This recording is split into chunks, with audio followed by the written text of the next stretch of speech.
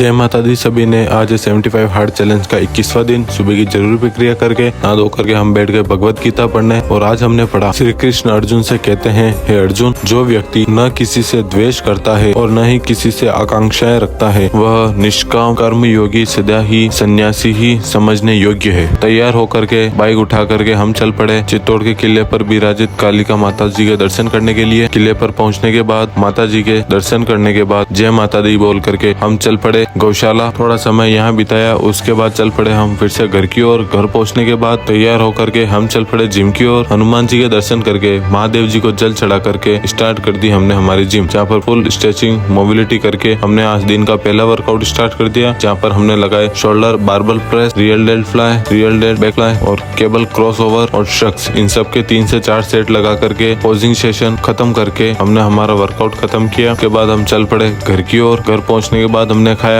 दूध, लड्डू और शेक, और उसके कुछ देर बाद खाया हमने दही रोटी। चेंज करके हम चल पड़े सांवरिया सेठ के दर्शन करने के लिए। सांवरा सेठ मंदिर पहुंचने पर बहुत ज्यादा भीड़ होने पर 1 घंटे के इंतजार के बाद प्रभु के दर्शन हो ही गए। दर्शन करके हम निकल चले अपनी घर की ओर। घर जाते जाते ऊँटों के साथ में करी थोड़ी मस्ती। घर पहुंचने के बाद हमने खाई रोटी सब्जी। उसके बाद कुछ देर रेस्ट करने के बाद उठ करके हमने पिया अफ्रेश पी करके हम चेंज करके चल पड़े हमारे आउटडोर दूसरे वर्कआउट के लिए, जहाँ पर आज हमने 10,000 स्टेप पूरे किए। और ये रही हमारी आज की कंडीशन। नहा धो करके चल पड़े हम महादेव जी की आरती में। आरती खत्म होने के बाद हम घर पहुंच गए। घर पहुंच करके हमने खाई दाल बाटी। के बाद हमने छत पर वॉक करी। वॉक करने के बाद हमने पिया दूध। आज के दिन को यहीं देते हैं विराम। सभी एक साथ बोलेंगे जय जय सिया राम।